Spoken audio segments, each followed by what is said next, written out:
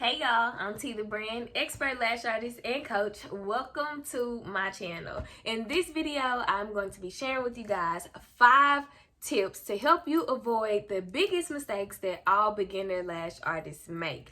As you may or may not know, the month of May is Mental Health Awareness Month, so I am bringing you this video in hopes that it will help you stress less in your lash business. Before we get into it, make sure that if you have not, you hit the subscribe button. I really appreciate your support by subscribing to the channel. Like this video, comment any questions, anything that you want to share in the comment section, and don't forget to turn on your bell notification button so that you're aware every time I post a new video, and it's just, you know, the little cherry on top of the subscription. So let's get to it.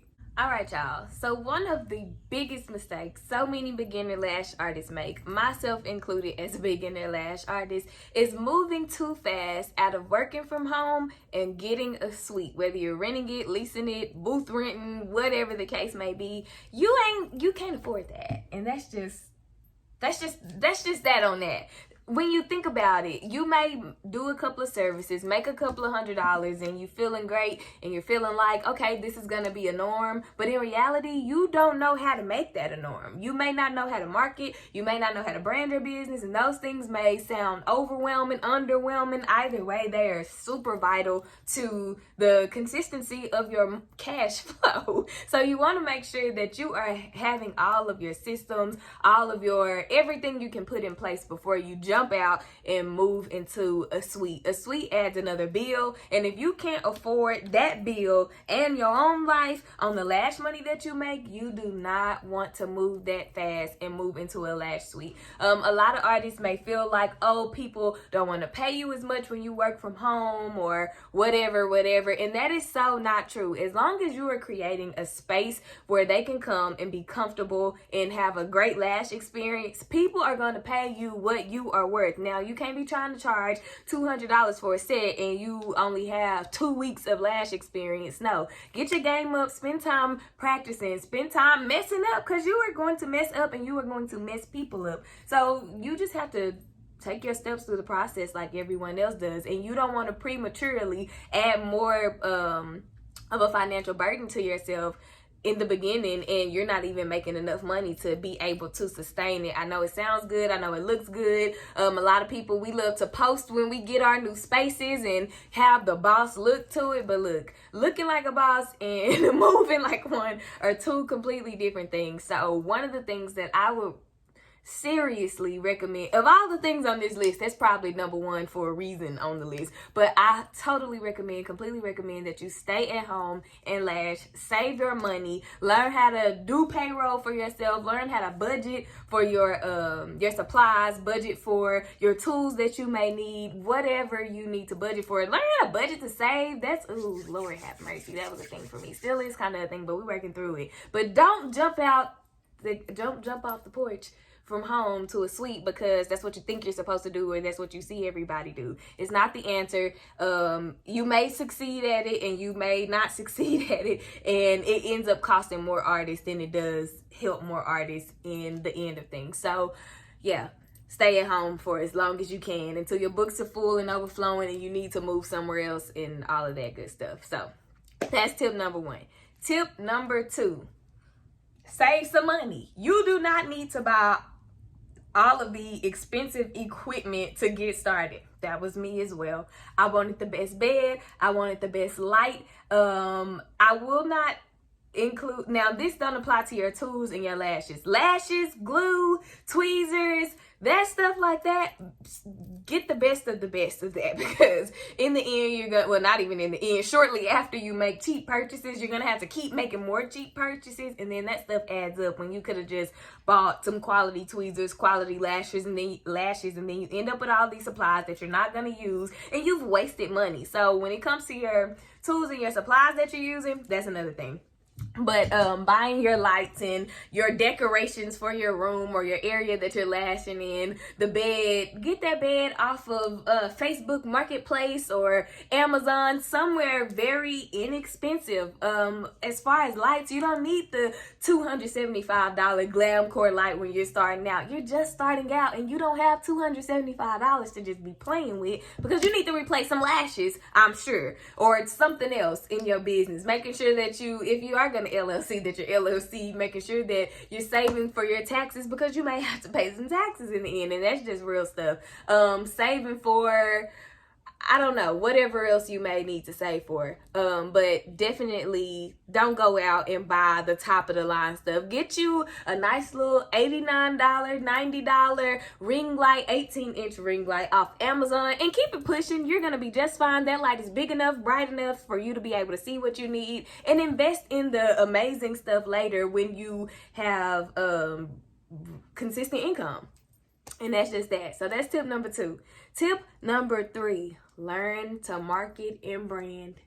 I heard this so many times as a beginner lash artist, and it just sounded like, oh, I can figure that out. Or I'm looking at Instagram with all these marketing and branding coaches and lash coaches who are giving free information through their content. But free content is not enough to really teach you everything that you need to know. You need to probably invest in a class. You probably need to get you a lash mentor.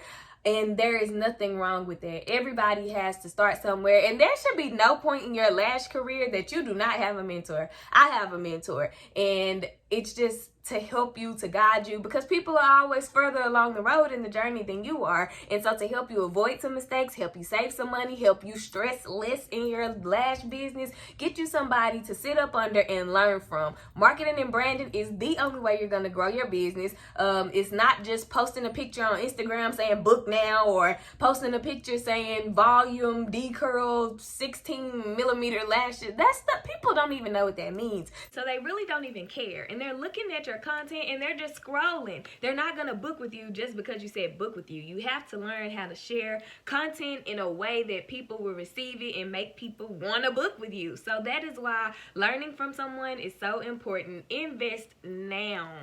If you just took your lash class yesterday, invest now in a class or a coach that is going to teach you how to market and how to brand your business, so that you can learn how to attract and build clientele. That's just that, y'all. There's no other way around it. There's no other way to get booked other than to learn how to market yourself. So that is tip number 3. Moving on to tip number 4. Don't believe the hype. Believe the bookings. What I mean by that is, when you put out there that you're about to start doing lashes or that you took a lash class, everybody and their mama and their granny and their auntie be on your post talking about, oh, you did so good, or oh, I can't wait to get some, or oh, I want some book.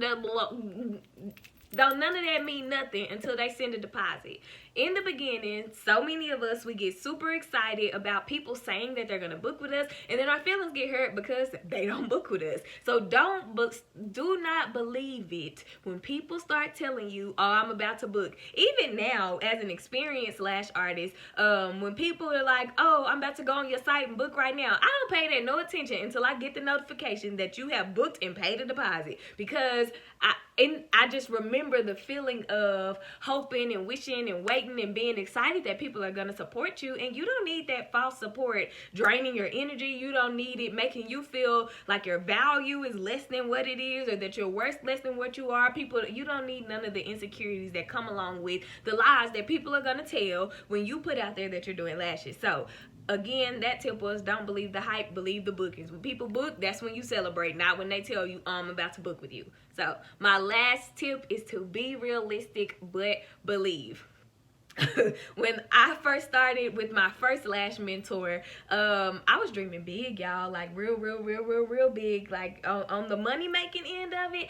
I just knew I was gonna make like $60 million in 3 months. That is totally exaggerated, but it was a large amount of money that I wanted to make within a short amount of time without the experience of lashing, without the experience of marketing, without knowing how to brand, without knowing how to share valuable content so that people would actually want to book with me, sharing content that looked aesthetically pleasing. I see so many people now on Instagram and social media, they'll talk about how aesthetic isn't important. No, aesthetic shouldn't be like your main focus. You shouldn't obsess over it. I did that as well, and it stressed me the complete hell out. Don't do that. But you do want to make sure that your page and that your postings are presentable, that they do look nice, and that they are going to capture the target audience that you have set. If you won't click on your own stuff, like, you have to really sit back and be like, is this something, a flyer that I would want to post and book with this person with? And if your answer is no, if your answer is go back to the drawing board and try it again. Again, this is why having a coach to help you learn how to market, brand, do content is so important. It's not just about lashing. So again, when I didn't know how to do all of that stuff,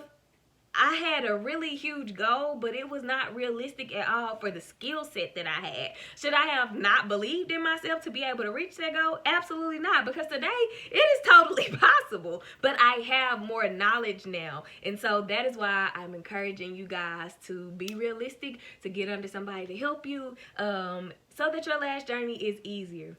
So y'all, those are all of my tips for this video. Again, May is Mental Health Awareness Month. I hope that you all are taking care of yourselves, getting some therapy, find you a lash support group. There are so many groups on Instagram, on Facebook, where lash artists just come together and share their experiences. They're crying, they're venting, they're asking for help, and you need a safe space to go as a lash artist to be able to lean on other people and to navigate. Again, that's why a coach or a mentor is important, so that you don't have to carry that load alone. They've already walked that part of the journey, and they're there to support you and to help you in whatever you need. I hope that this video is helpful. I hope that it makes your lash journey a bit easier. If you have not, please make sure that you subscribe to the channel, like the video, comment anything that you have to share or any questions that you have, and turn on your bell notification button so that you will know when I share another video. Thank y'all for tuning in this video with me, and I will see y'all in the next one.